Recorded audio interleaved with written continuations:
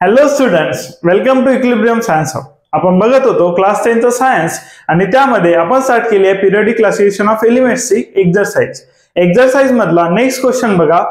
Right the name and symbol of element from the description. आपल्याला काही description घेऊन आहे आणि त्यावरून आपल्याला लिहायचा आहे नेम आणि सिम्बॉल एलिमेंट्सचा जो आहे डिस्क्रिप्शनला डिस्क्राइब करेल. बघा, the item having the smallest size. एक क्वेश्चन घेऊन आहे the item having the smallest size means आपल्याला घेऊन आहे डिस्क्रिप्शन, यावरून आपल्याला लिहायचा element name and symbol. The item having the smallest size. आता आपल्याला असा आयटम पाहायचा आहे ज्याची साइज असेल स्मॉलेस्ट. सो आपण पिरियड वाईज जर बघितलं तर बघा, पिरियड 1 मध्ये बघा, पिरियड 1 असेल, पिरियड 1 मध्ये नंबर ऑफ शेल असतील 1. बघा, शेल 1 असेल. त्यानंतर पिरियड 2 असेल तर नंबर ऑफ शेल असतील 2.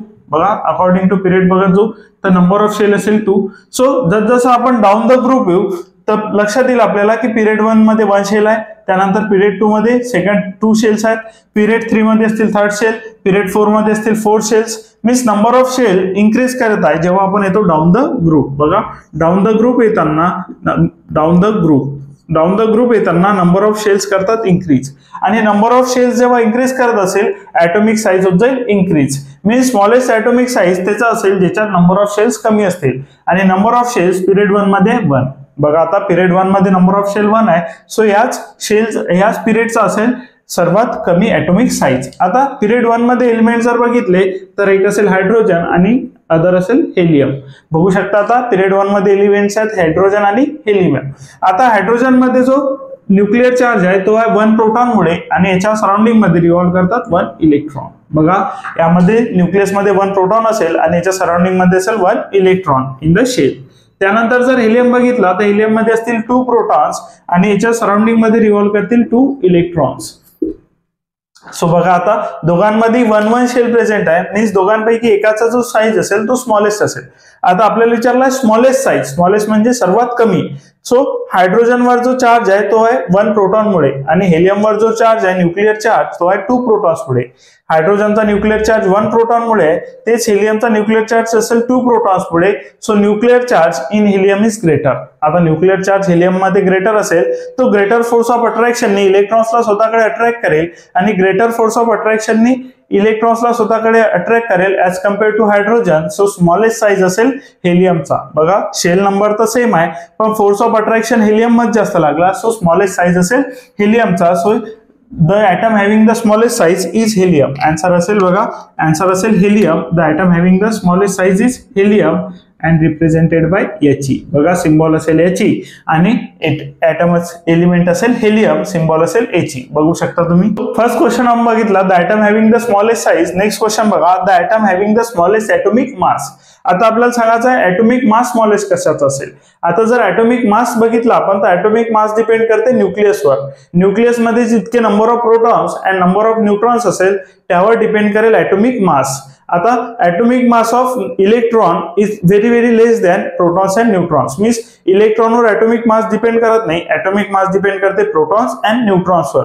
आणि जितके जास्त number of protons and neutrons असतील तितका जास्त असेल ऍटॉमिक मास. जितके जास्त number of protons and number of neutrons असतील तितका जास्त असेल ऍटॉमिक मास, आणि जितके कमी number of protons and neutrons असतील तितका कमी असेल atomic mass. So atomic mass depends on number of protons and number of neutrons. आणि सगळ्यात कमी जर नंबर ऑफ प्रोटॉन्स बघितले आपण तर ते आहे हायड्रोजनकडे. हायड्रोजनकडे प्रेझेंट आहे ओनली 1 प्रोटॉन आणि न्यूट्रॉन सुद्धा नाही आहे. सो ऍटॉमिक मास जो स्मॉलेस्ट असेल तो असेल हायड्रोजनचा. Hydrogen has the smallest atomic mass represented by H. Symbol असेल H आणि एलिमेंट असेल हायड्रोजन.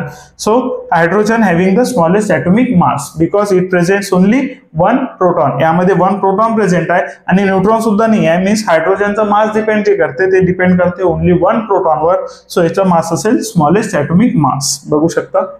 नेक्स्ट बघा, आपण बघत होतो write the name and symbol of the element from the description. हे डिस्क्रिप्शन आपल्याला घेऊन आहे त्यावरून आपल्याला लिहायचं name and symbol of the element. आता डिस्क्रिप्शनला जो डिस्क्राइब करेल असा एलिमेंट आपल्याला लिहावं लागेल. तर आपल्याला पाहायचं आहे द मोस्ट इलेक्ट्रोनिगेटिव्ह एलिमेंट. आता मोस्ट इलेक्ट्रोनिगेटिव्ह एलिमेंट म्हटलं तर tendency to attract the electron towards itself, याला म्हणू आपण इलेक्ट्रोनिगेटिव्ह.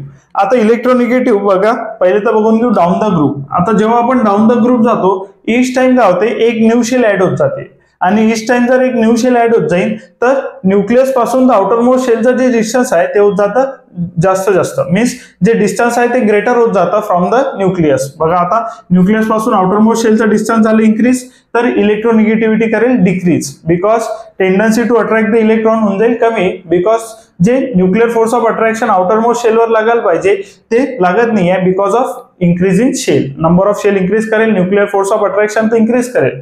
बघा आता डाऊन द ग्रुप जाताना बघा नंबर ऑफ शेल तर इन्क्रीज करताय, नंबर ऑफ शेल सोबत न्यूक्लियर फोर्स ऑफ अट्रॅक्शन सुद्धा इन्क्रीज करताय, बट जे nuclear force of attraction outermost शेलवर लागायला पाहिजे ते डिस्टन्स इन्क्रीज झाल्याने लागणार नाही. So down the group electronegativity करेल इन्क्रीज. त्यानंतर आपल्याला पाहायचं along the period. Along the period electronegativity increase होते बिकॉज ऑफ न्यूक्लियर. बघा आता एलिमेंट बघून घ्या, हायड्रोजन खाली आलं लिथियम नंतर बघा बेरिलियम, त्यानंतर असेल boron, carbon, nitrogen, oxygen, fluorine and neon, इकडे असेल हेलियम. आता बघा डाऊन द पिरियड 2 मध्ये बघा, पिरियड 2 मध्ये काय आहे तर सेकंड शेल मध्ये सगळे इलेक्ट्रॉन्स ऍड होत जातील. बघा इथे सेकंड शेल मध्ये सगळे इलेक्ट्रॉन्स ऍड होत जातील. 2,1 असेल, 2,2 असेल, 2,3 असेल, 2,4, 2,5, 2,6, 2,7. सो आता बघा ईच शेल मध्ये इलेक्ट्रॉन्स ऍड होत गेले आणि निऑनचं असेल 2,8. आता 2,8 आहे हा तर कम्प्लीट आहे. त्यानंतर बघा फ्लोरीन असेल 2,7. आता फ्लोरीनला 1 इलेक्ट्रॉन पाहिजे आहे to complete its octet, means याला किती इलेक्ट्रॉन अट्रॅक्ट करायचे आहे ओनली 1. फ्लोरीन बघा याला ओनली 1 इलेक्ट्रॉन अट्रॅक्ट करायचा आहे आणि या सगळ्यांपेक्षा जे न्यूक्लियर फोर्स ऑफ अट्रॅक्शन जास्त असेल ते असेल फ्लोरीनचं, बिकॉज यामध्ये नंबर ऑफ प्रोटॉन्स जास्त असतील ऍज कम्पेअर टू अदरपेक्षा न्यूक्लियर फोर्स ऑफ अट्रॅक्शन फ्लोरीनचं जास्त असेल. Hence fluorine is the most electronegative element. बघू शकता त्याला सेकंड शेल मध्ये इलेक्ट्रॉन अट्रॅक्ट करायचा आहे, त्यानंतर ओनली 1 इलेक्ट्रॉन अट्रॅक्ट करायचा आहे आणि न्यूक्लियर फोर्स ऑफ अट्रॅक्शन सुद्धा फ्लोरीनचं जास्त असेल. So fluorine is the most electronegative element. बघू शकता फ्लोरीन डिनोटेड बाय F.